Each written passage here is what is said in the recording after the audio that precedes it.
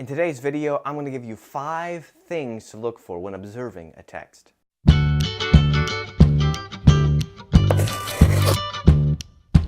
Hey, I'm Abe. This is Biblecraft, dedicated to helping you study, think, and teach the Bible. In today's video, we're looking at observation.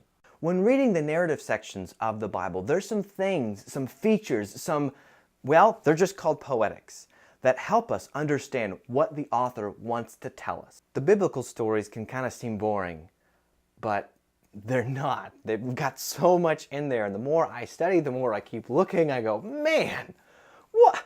Who would have thought? Who would have put this in there?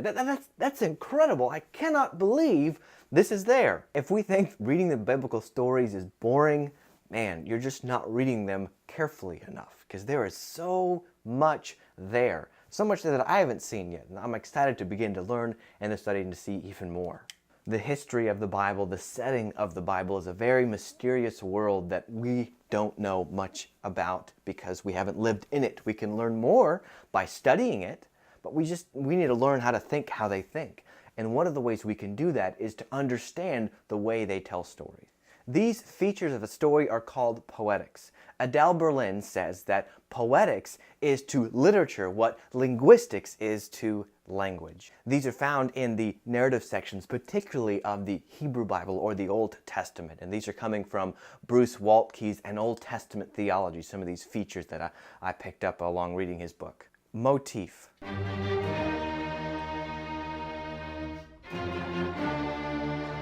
This is a motif. It comes from Beethoven's Ninth Symphony. It's a repeated pattern throughout a story or a piece of music. These don't mean much on their own, but as you begin to keep reading and reading and reading, you begin to see them repeated, and as you look at the pattern, you begin to understand more meaning about what's going on. One motif is in the life of Joseph. In Joseph, he has several different features that keep popping up.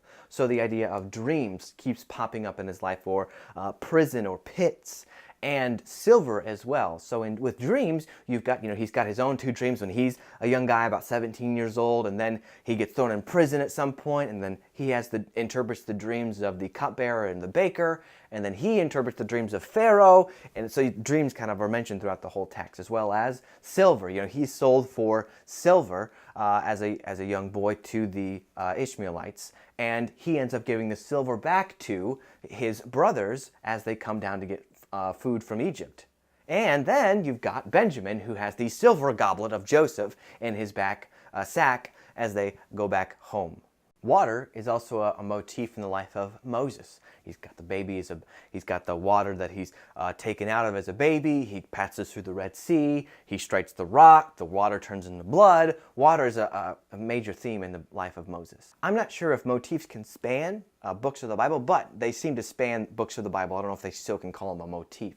So, for instance, Egypt is a place that pops up over and over again in the books of the Bible. So you've got in Genesis, you've got it several times. You've got it Abraham going down to Egypt to get because of the famine, and then you have Joseph and his family bringing down to go to Egypt. But then you also have Joseph going down with his family as well. And finally, you have the other Joseph, the father of Jesus, going down to Egypt again. And so that's also kind of a thing, coming out of Egypt and going down to Egypt and coming out with riches and treasures as well. That's another theme, it's really called a motif that comes up over and over. Number 2, a lead word. A lead word, or Liedwort, as it's a German thing, is a word that's mentioned by the author, that's mentioned over and over in a text. So it's not a motif, which would be a feature of the story, but a Liedwort, or a lead word, is a feature of the author speaking it and writing it over and over again. So an example of this would be Isaac, and this term or word, game, that's mentioned often in the story of Isaac being deceived by Jacob to give him the blessing. The word game is mentioned about 10 times. And also the other one that's mentioned too in that story is this word delicious food. And so when you read that story, going over it, you'll see how many times these words pop up. And it's the delicious food that ends up tricking Isaac. I will say, this is actually extremely hard to find. You have to keep looking carefully. Like I said, keep going back and looking. You're a window shopper. You're just browsing around. Keep looking at what's going on here. And that's how you get to develop a sense of finding these features of a text. The third feature is foreshadow or preparation.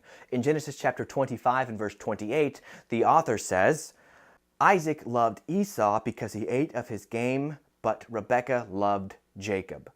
That's the author telling you, hey, there's something about to happen between these family, and I'm telling you part of the feud before we get right into it. In Genesis chapter 27 ends up telling this story of this feud between Rebekah and Isaac and Esau and Jacob. Judges works this way. In Judges chapter 2, you have this cycle where the people are doing right with their own eyes, and then God sends some people to take over them and capture them. Then they pray out to God, and God sends someone to rescue them, and the cycle continues. That happens all in in Judges chapter 2. Proverbs 1 verse 10 tells us that sin is seductive.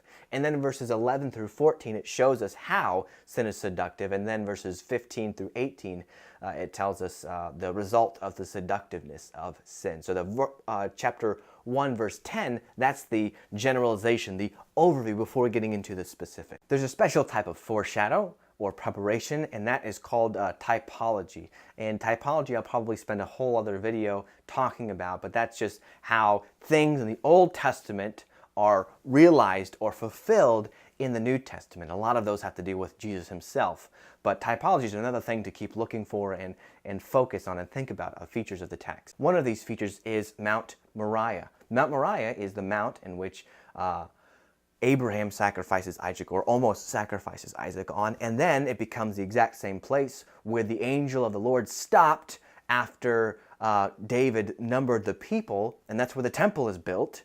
And then that also becomes the place in which Jesus himself is sacrificed. He sacrificed near the temple, outside the walls there. And so that feature comes close as far as God relenting his wrath at a certain place. And then finally in Jesus, it's fulfilled by God poured out his wrath on Jesus there. But I'll go into that a little bit later on in another video, because that's a huge concept in the scripture. The last one we'll look at is the refrain. A refrain is this repeated phrase at the end of certain episodes in scripture. This refrain helps to break up a text so that you can understand what the author's point is by these segmented breaks. At the end of the book of Judges, there's a phrase that is repeated sometimes before a bad story or at the end of a bad story, and it says, "And there was no king in Israel, and everyone did what was right in their own eyes." Each of these stories that are told at the end of Judges say the same thing. There is moral bankruptcy. People are doing what's right in their own eyes. And it's telling you the same story in several different stories. Another refrain is in the book of Acts. There is this phrase that keeps repeating over and over, sometimes in different ways. And the Lord added to his church. And the Lord added to his church.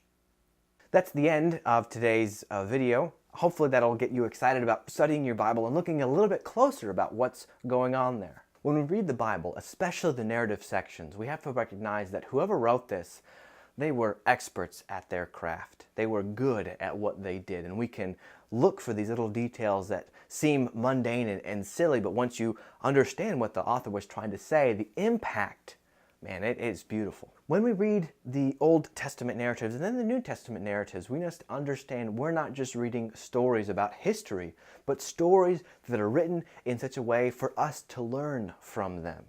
And so they give us clues here and there as far as what they're actually going to say. If you like this video, please like this video. And in the comments, maybe even show if you found somewhere where it has a refrain or a motif or a lead word that you found in the text, whether it's the Old Testament or the New Testament. I love finding these and talking about them. It's all really interesting. But thank you so much for watching this video.